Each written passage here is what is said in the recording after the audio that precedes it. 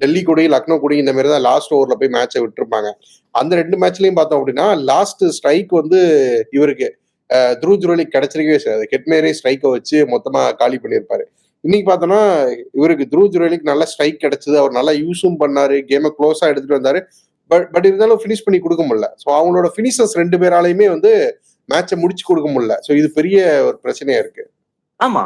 And 2 பேருமே retain players பாருங்க. ஒருத்தர் 12 கோடி, இன்னொரு 14 கோடி பிளேயர்.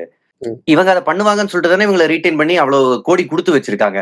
ஜுரேல் அந்த ஹேசல்வுட்டோட மாஸ்டர் கிளாஸ்ல அவுட் ஆனாரு. அது ரொம்ப ஃப்ரீ கேஸ் டிஸ்மிசல். இவ்வளவு வருஷமா கிரிக்கெட் விளையாடுறாங்க, யாரும் பேட்டோட அடிப்பகுதியில அப்படி எட்ஜ் வாங்கி போய் கீப்பர் அவுட் ஆயிருக்க மாட்டாங்க. எங்க கூட இருந்த கிரிக்கெட்டர்ஸே சொன்னாங்க, நான் இந்த மாதிரி பார்த்ததே இல்லை, அங்க வந்து எட்ஜ் படுமான்னு. பட் அங்க அந்த விக்கெட் கிடைச்சிச்சு. பட் விக்கெட் கிடைக்கிற முன்னாடியே அந்த ஓவர் சூப்பரா போட்டிருந்தாரு ஜாஷ் ஹேசல்வுட். சோ அவர் தான் கிளின்ச் பண்ணி கொடுத்தாரு கேம. மேபி இந்த மாதிரி பிரச்சனை இருக்குன்னு தெரியுது. மேட்ச் ஆன் மேட்ச் இப்படிதான் தோக்குறாங்க.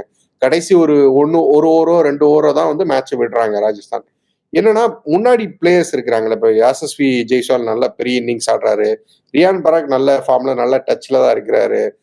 நல்ல கொஞ்சம் ஆன் அண்ட் ஆஃபா இருந்தாலும் நல்ல இன்னிங்ஸ் வந்து ஆடி தான் கொடுக்குறாரு அப்பப்ப. அப்புறம் வந்து நிதிஷ் ராணா நல்லா தான் ஆடுறாரு. இவங்கள யாரோ ஒருத்தர் அந்த ரெஸ்பான்சிபிலிட்டி எடுத்துக்கிட்டு கடைசி வரைக்கும் நின்று ஆடினா சரியா இருக்குமோ? நல்ல கேள்வி நீங்க கேட்டது. பாருங்க, 200க்கு மேல நீங்க அடிக்கணும்ன்றப்ப பவர் பிளேல பெட்டரா ஆடி ஆகணும். சோ பவர் பிளேல ராஜஸ்தான் ராயல்ஸ் அட்டாக்ல போனது ரொம்ப ரொம்ப கரெக்ட் தான். ஏன்னா நீங்க வந்து இப்போ ஹேசல்வுட், புவனேஸ்வர் குமார் மாதிரி போலர்ஸ பார்த்து ஆட போனா கூட உங்களுக்கு வந்து எங்கேயாவது விக்கெட் போயிடும். சோ அல்ட்ரா ரிஸ்க் மோட்ல ஆடினார் யசஸ்வி ஜெய்ஸ்வால். அதுவும் ரொம்ப லக்கி இன்னிங்ஸ் 49. அதுலயே கீப்பர் ஜஸ்ட் ஃபீல்டர் தலைக்கு மேல 4-5 பால் போச்சு. அவர் ஒரு பக்கம் அப்படி ஆடிக்கிட்டு இருந்தாரு. பட் பவர் பிளேல செட் பண்ணி கொடுக்கறது ஓபனரோட வேலை. சோ பவர் பிளேல 70 ரன்களுக்கு மேல அடிச்சு செட் பண்ணி கொடுத்துட்டாரு அவரு. பிரச்சனை எங்க வருதுன்னா, மிடில் ஆர்டர்ல இந்த பர்டிகுலர் டேல நான் வந்து நிதிஷ் ராணா கூட குணால் பாண்டியாவோட ஸ்வீப் ஷாட்டுக்கு அவுட் ஆனாரு.